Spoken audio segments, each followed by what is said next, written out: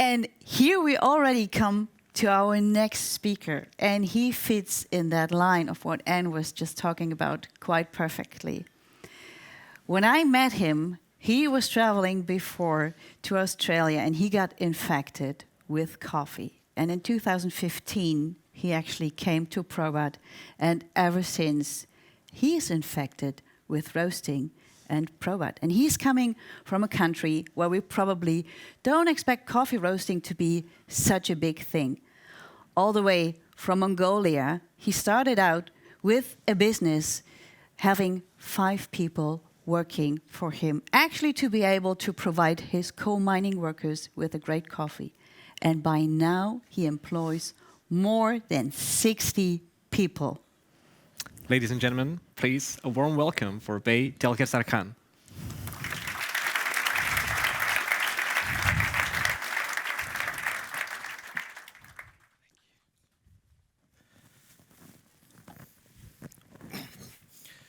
Good morning, everybody. My name is Bey, and I'm here to talk about my coffee business and my country where I come from, which has a rich history in the 13th century. And I'll start with my country. If you would excuse me, I haven't spoken publicly in more than 3 years, so if I'm nervous, try to ignore it.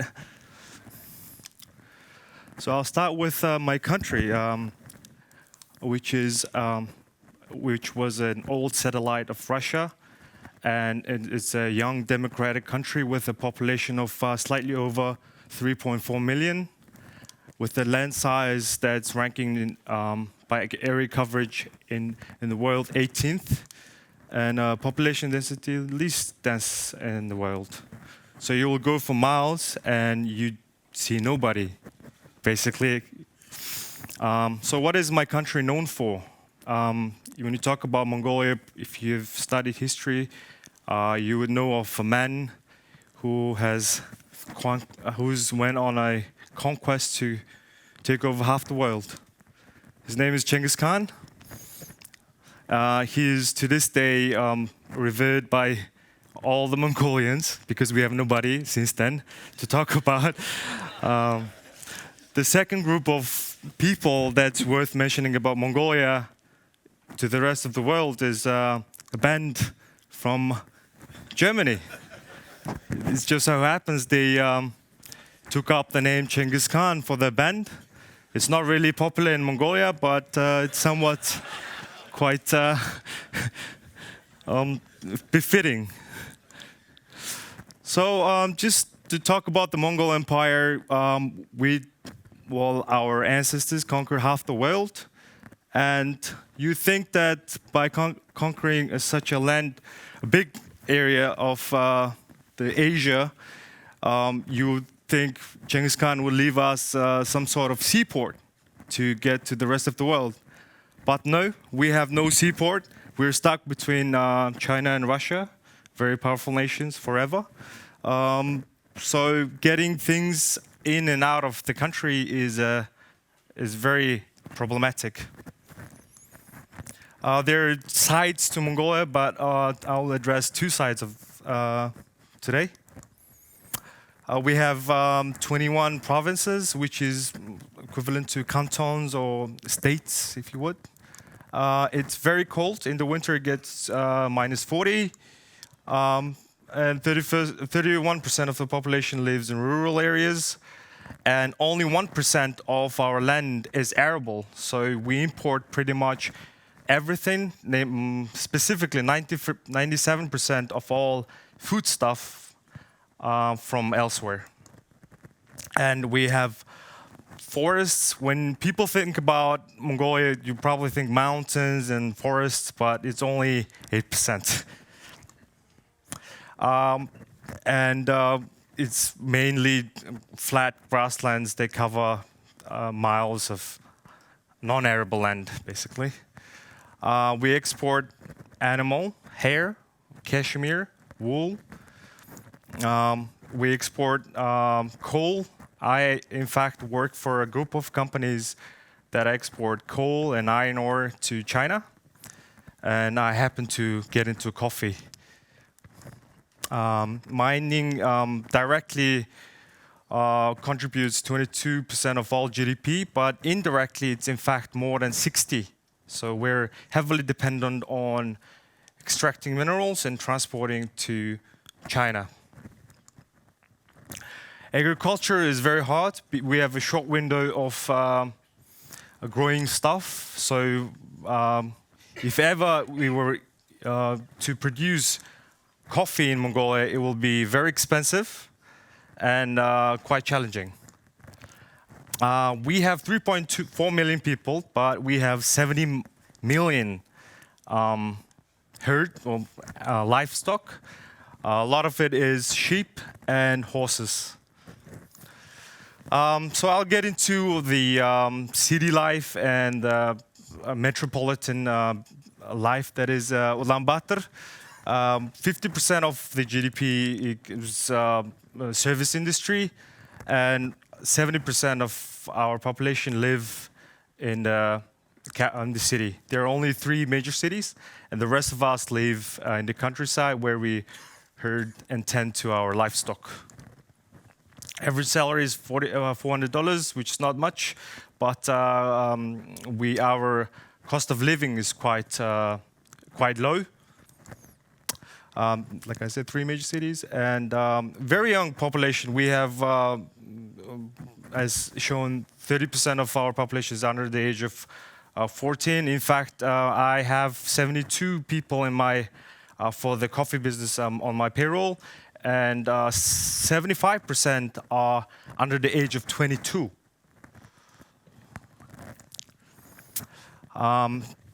And this is just to give a comparative visual report on Mongolia. We're not aging, is the key point, if you were wondering. So I'll talk about coffee in Mongolia. I import probably, well, I know for a fact I import the most by volume of green coffee to Mongolia. It comes from Brazil, goes to Germany, and from Germany it's trucked all the way through Poland, Belarus, and Russia, and then finally Mongolia. Now with the war happening, I always have that risk of my cargo being confiscated by our brothers up north. This is how they arrive. Simple things such as bringing or importing food or any other stuff from elsewhere is always a hassle. It takes 21 days to arrive, but if I ever were to transport goods through the south, which is the China port of Tianjin, it will take me 4 months. We are heavily, because of the young democracy, the capitalism taking over in 1992, coffee is relatively new, and we're still very much towards instant coffee. In fact, my mom prefers instant coffee to my coffee, which is quite hurtful, but she likes what she likes. As you can see, instant coffee prevails in the import of coffee, and I'm working to change that.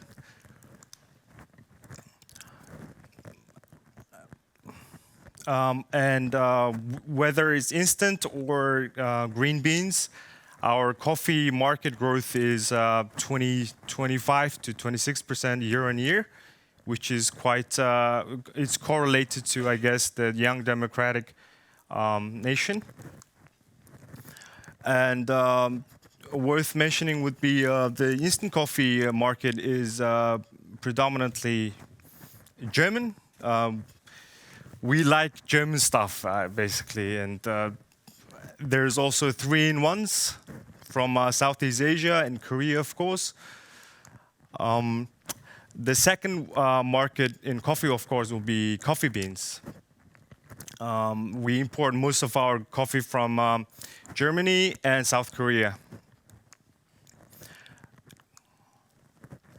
We have, despite our very small population, we have a lot of coffee shops per capita, And given the again the young population, we are keen for growth year on year for 15% is projected, but I would say it's about 25%.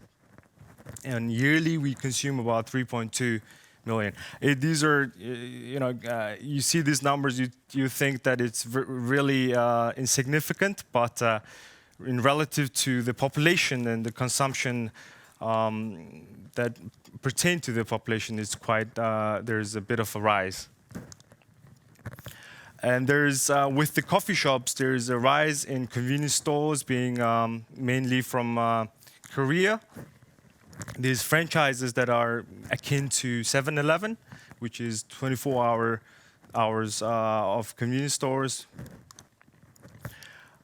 And predominantly 95% of all convenience stores is Korean. And in fact, 300,000 Mongolians live in Korea, so heavily influenced by the Korean cultures. I'll talk about how coffee came to Mongolia. There was a capitalism that took place in the early 90s, and with that, we have had Western brands as well as goods come into our market, and we had local coffee, local stores such as those little boxes that people go to buy their foodstuff, and through the foodstuff, coffee were sold in sachets, which were 3-in-1 sachets that were imported from Southeast Asia. And that's it. Yeah, that was our main first coffee product. And because of the language barrier, we thought it was supposed to be drank in 3 parts in 1 sachet. So we, so basically, 1 sachet were brewed for 3 cups of coffee. Yeah, it's kind of, well, language barrier is it's tough, huh? And so I'll get into the coffee shop and specialty coffee market.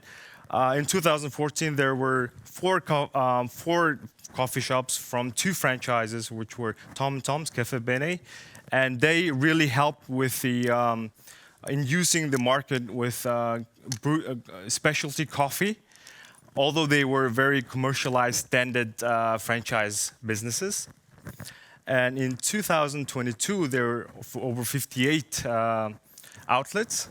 So within the span of 8 years, there's been a huge rise in the number of people opening up coffee shops. As previously mentioned, we have Korea is the leading market for, you walk around the corner, you see coffee shops everywhere. And Mongolia is not far behind that, despite our small population. We compete with these 2 predominant coffee brands that are from Korea. Okay, I'll get into a little weird statistics about how we consume coffee in Mongolia. We have this very local butter that is ghee. If anyone who's not familiar with ghee, is a clarified butter.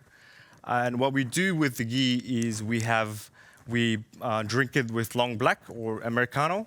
It sometimes it kind of eases the bitterness if the coffee is bad. But because of the high stress and heavy pollution, we have high incidences of stomach cancer, and ghee is really one of the health products that help with stomach cancer. And the second is we travel a lot. We're nomadic by blood. So if you're in the countryside, you see a plot of land, you can pretty much put up your tent and live there forever. No one is going to stop you. And we like to drink coffee in the wild, in the wilderness. So yeah, that's our coffee truck that we took it out into the countryside. And a third way of that is weird that we consume in that way is vodka that we brew from milk, basically. It's with the name vodka, it's got alcohol, and we drink it with as well Americano on cold nights. 4 segments. This is how you make vodka from fermenting the milk and evaporating the milk. The 4th part would be the specialty coffee scene. We see a heavy induction of people paying close attention to what they're drinking and a changing preference towards non-commercialized and specialty coffee. This is UB dissected into 5 parts, and at the moment we sell about 160 cups per day, and we roast 250 kilograms of coffee per day.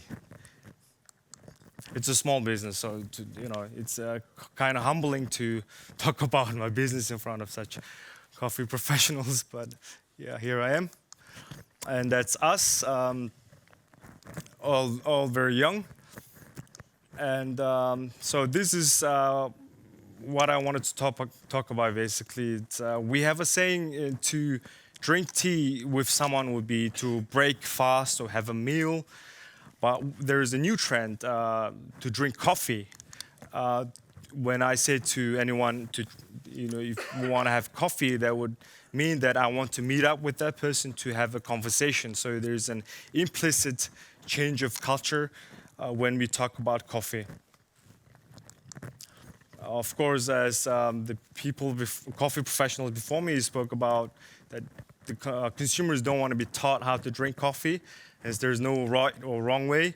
Coffee is freedom, and our company stick to 4 C's. We are compassionate about coffee, and we empathize and sympathize with whoever is going through their lively struggles, and not that it has anything to do with coffee, but we try to give. We try to have the person have me time with our coffee. We try to lead the market with innovative products in our small market that is Mongolia, and of course we want to have moral values, not to be too commercial, but also not to compromise on our specialty. And we like always to be a companion within our company as well as our business partners. These are our global partners that we work with, and we try to be a great companion. Okay, this is the end of my presentation. I thank you for your time, and I thank Probat for inviting me to speak up here. Thank you.